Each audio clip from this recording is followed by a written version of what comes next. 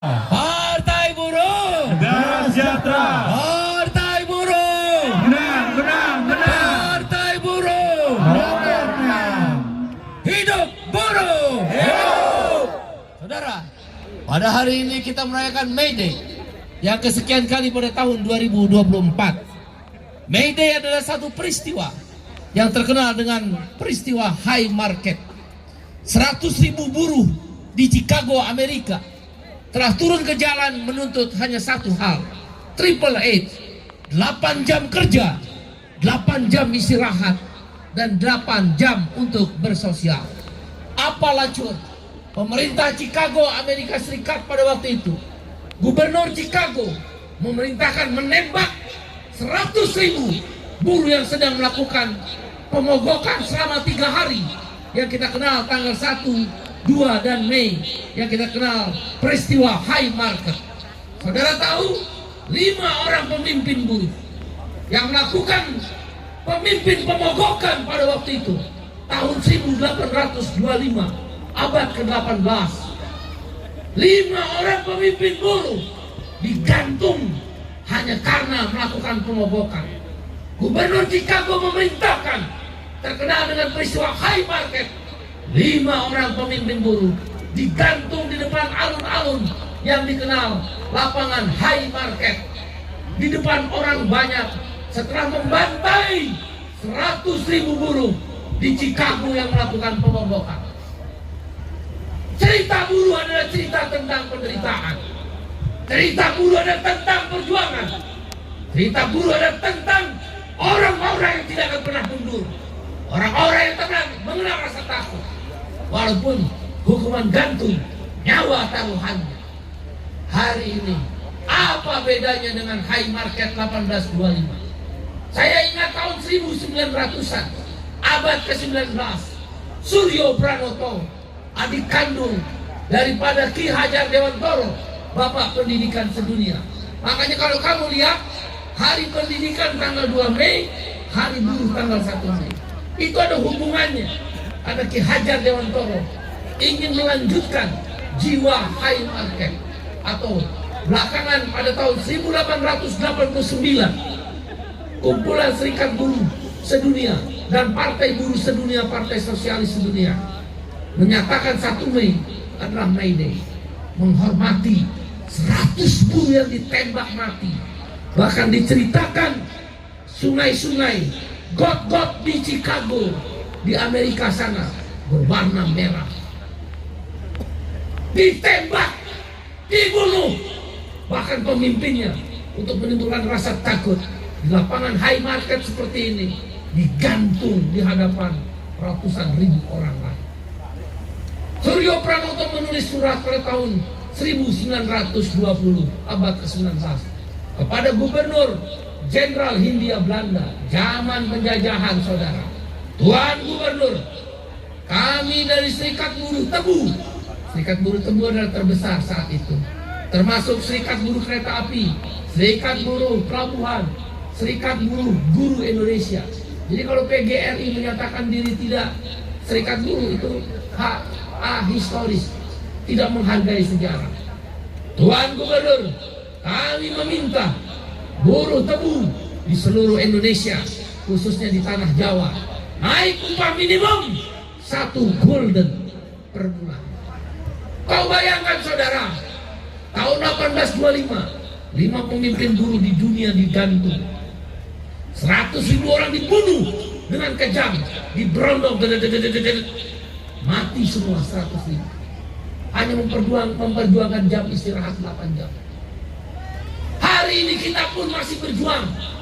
Bagaimana buruh-buruh tekstil, garmen, sepatu, jam kerja yang panjang, lembur yang panjang. Andaikan upah kita layak, andaikan upah buruh layak, kita tidak perlu lembur. Kehidupan sosial kita terganggu karena upah murah lah yang membuat kita lembur. Apa bedanya dengan tahun 1825? Kaum buruh adalah cerita tentang penderitaan.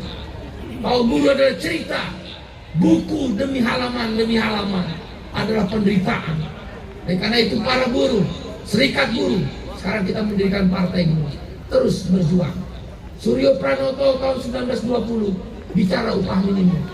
Hari ini upah minimum pun kita bicarakan. Bagaimana mungkin negara memutuskan kenaikan upah sebagai daya beli purchasing power para buruh, petani, nelayan, dan kelas pekerja lain di bawah inflasi. Inflasi 2,8%, naik upah 1,58%, buruh nombok 1%. Kan cerita tentang penderitaan. Masa kamu mau diam saja? Masa kamu berdiam diri di rumah? Masa kamu biarkan partai-partai politik itu terus berkuasa? Mereka adalah para pemilik modal. Mereka adalah para pengusaha yang menyetir, mengendalikan hidupmu, mengendalikan upahmu, mengendalikan masa depanmu. Bagaimana mungkin inflasi 2,8%, naik upah hanya 1,58%? Itu bukan naik upah, turun upah, nombok. Kau lihat sekarang, buruh-buruh tekstil, garmen, sepatu, makanan, minuman, supplier, karyawan tetap, umur 40 tahun dipecat, suruh daftar lagi ke agen outsourcing. Di mana negara? Kau pikir negara akan hadir? Tidak, saudara. Omnibus Law ambil jawaban kepada kita. Hanya satu kata, apa? Orang keras, apa? Apa? Yang keras angkat tangan, apa? Perlawanan kelas. Perlawanan kelas secara sosial ekonomi melalui serikat buruh, serikat petani yang dimotori Henry Saraji, serikat petani Indonesia. Perlawanan kelas kaum buruh melalui KSPSI AGN, KSPI, KPBI, KSBSI, FSPNI, PSK, SPN, FSPKEP, dan serikat-serikat buruh yang lainnya. Itulah perlawanan kelas. Kita turun ke jalan atau menunjukkan perlawanan kelas bahwa kita masih ada. Kita tidak sedang biasa-biasa saja. Perlawanan secara politik, sekarang sudah ada partai politik. Saya minta dukunganmu. Saya berkeyakinan, kau catat omongan saya dengan izin Allah. Pemilu 2029 seperti di Brazil, kita akan lolos parliamentary threshold, masuk ke Senayan, berkuasa sebagai DPR RI. Siap melawan? Siap berjuang? Yang mau berjuang angkat tangan. Yang mau berjuang tepuk tangan. Yang mau berjuang, yang mau berjuang, yang mau berjuang teriak hidup buruh. Hidup rakyat. Partai buruh. Partai buruh. Partai buruh. Ya, karena itu May Day kali ini kita menyebut dua isu utama, menyuarakan dua isu utama. Satu, cabut Omnibus Law Undang Cipta Kerja. Bagaimana negara membiarkan perbudakan modern? Kau pikir pengusaha suka sama kamu? Kalau dia suka sama kamu, kenapa kamu outsourcing? Kalau dia menganggap kamu aset, kenapa upahmu murah? Kalau memang mereka menganggap buruh menjadi bagian daripada perusahaan, kenapa masa depanmu diputus dengan PHK yang mudah, pesangon yang kecil? Kenapa mereka setuju Omnibus Law? Tidak, saudara. Mereka tidak suka dengan kamu. Kamu kelas buruh harus berjuang sendiri. The working class. We are the working class. Ayo bareng-bareng. We are the working class. We are the working class. We are the working class. We are the working class. Yang keras. We are the working class. Yang keras. We are the working class. Yang keras. We are the working class. 1, 2, 3. Halo. Lebih keras. Yang keras. Kota kenang.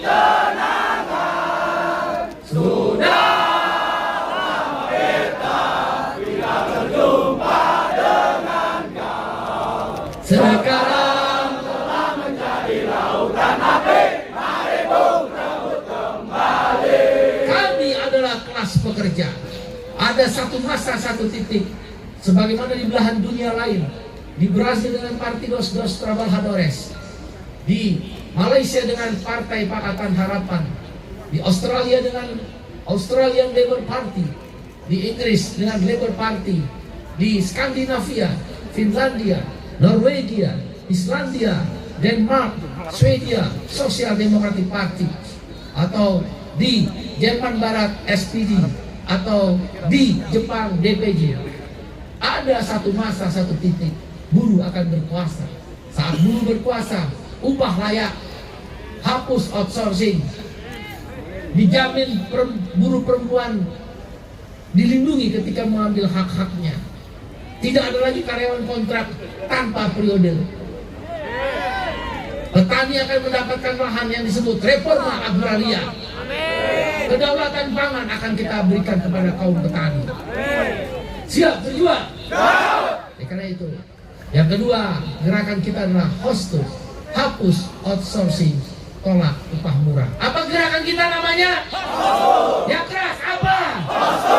Kepanjangannya apa? Sekali lagi apa? Kepanjangannya. Selamat berjuang. Terima kasih. Assalamualaikum warahmatullahi wabarakatuh.